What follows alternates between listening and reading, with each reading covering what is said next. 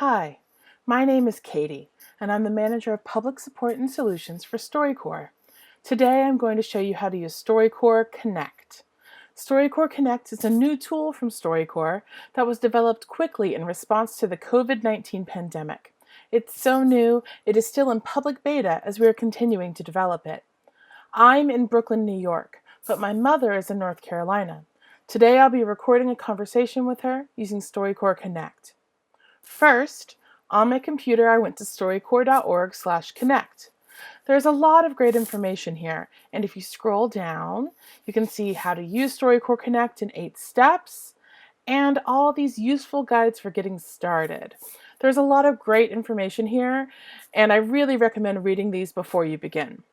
Now, I've already read them, and I'm ready to record on StoryCorps Connect, so I'm going to scroll back up and click here to get started. You can see that I need to log in. If you're already using the StoryCorps Online Archive or the StoryCorps app, you can log in with the same account information you already have. Or you can create a new account on the left. I already have an account, so I'm just going to log in here. And that will take me straight to a new interview. You can see that I just got a pop-up here on the left asking me to allow this website to access my microphone and webcam. This will look a little bit different depending on your computer and what browser you use. Giving the site permission to access my microphone and camera is crucial. Otherwise, StoryCorps Connect won't be able to record my voice and my interview partner won't be able to see me. I'm going to click Allow, and if I scroll down, there! Now I can see myself because I gave the website access to my camera. And when my mom joins the interview, she'll be able to see me too. It's important to know that even though we'll be able to see each other, StoryCorps Connect is preserving audio in the online archive, not video. But seeing each other will make it a lot easier to have a good conversation. So if we go back up to the top of the screen, you can see that it tells me exactly what I need to do next. I need to send this link to my mom so she can join me on StoryCorps Connect. I can just click it, and just a single click automatically copies it to the clipboard. And then I can send it to her however I prefer. If I was doing this on a mobile device, I might send it to her via text. But since I'm on my computer, and I know my mom is too, I'll send it to her in an email. So I'm just going to paste it right here and send. Then I just need to wait for her to join me here in StoryCorps Connect. Since we planned this in advance, she knows we're starting at this time, so it should only take a moment. Now we'll show you what my mom is seeing on her computer. My name is Angie. I'm here in North Carolina. My daughter, Katie, is in Brooklyn, New York. We plan to record a StoryCorps interview today. I can see here that she just sent me the link to join the interview. So first, I'll click the link. It looks like I need an account to join the interview. I've never used the StoryCorps archive or app before, so I'll need to make a new account. If I used Facebook, I could click on this button right here to sign up with my Facebook account. But since I don't, I'll create an account the old-fashioned way. First, I'll enter my name. Then I'll create a username. Then I'll give my email address. Now I'll create a password. Now I have to enter my birthday. Katie already explained to me that you have to be at least 13 years old to create an account. That's why it asks for my birthday. And now I'll click this box to confirm I agree to the terms of use and I am at least 18. Don't worry, I already read the terms of use earlier today. Well, that's all the information. Now I'll just click this red button to create my account. And now I am in the StoryCorps Connect interview. I can see Katie, but she can't see me. I have a pop-up here that is asking for me to give permission for the website to access my microphone and camera. All I'll have to do is click Allow. Katie, can you see me? Can you hear me? I can hear you. Can you hear me all right? Yes, I can. Great. Hi. So, on your screen, all you can really do is look at me and listen to me. And that's all you need to do. But since I'm hosting the interview, I see a little bit more. Now we'll switch to looking at my screen. So I'm the only one of us with this Start Recording Audio button here at the top. and the text here that is providing instructions. That's good to know. So, Mom, before we get started, I just want you to know that if something goes wrong and you lose your internet connection, you can use that same link to come back into the interview, okay? Okay, sounds good. And you agreed to the terms of use and you read them earlier, right? So you understand that when we're done here, I'll be publishing our interview to StoryCorps' online archive. And it will be preserved at the American Folklife Center at the Library of Congress. And based on the privacy settings I select, it may be publicly available to other people online. Is that okay with you? Yes, that's great. Great. Then I think we're almost ready. Mom, are you ready to record a StoryCorps interview with me? Once I click start, we can't pause the recording. So I want to make sure that you're ready too. Yes, I am. Great. So to start recording, I'm going to click this button. And I can see that it says archiving on. That means we're recording. The text here at the top changed as well to tell me what to do now. So I'll start the way all StoryCorps interviews start. My name is Katie Frazier. I'm 34 years old.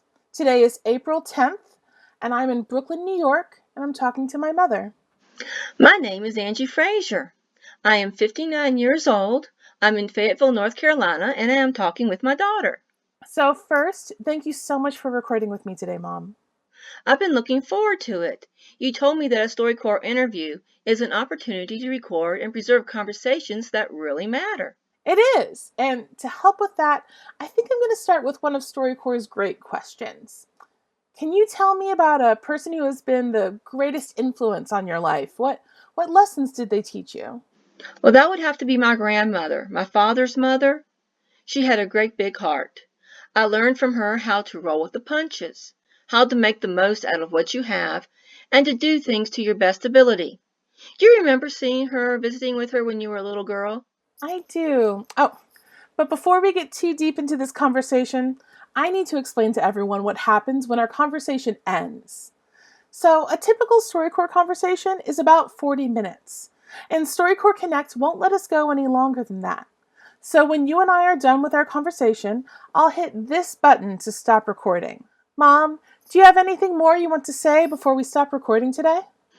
Yes, I love and miss you. I love and miss you too, Mom. All right, so there's a pop-up here that is making sure I really want to stop recording. I'm going to click OK.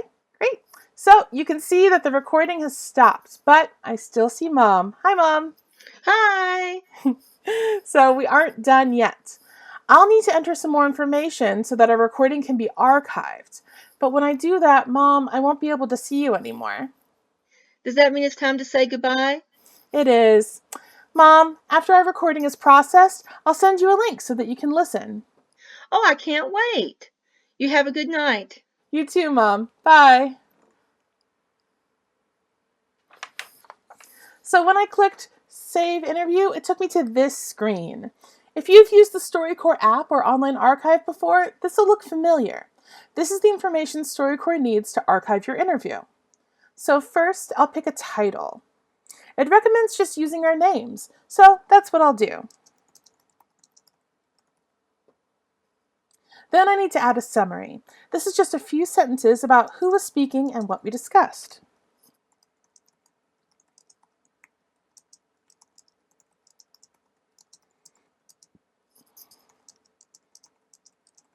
Next, you can see where we can add participants. My mother is already listed because she created an account.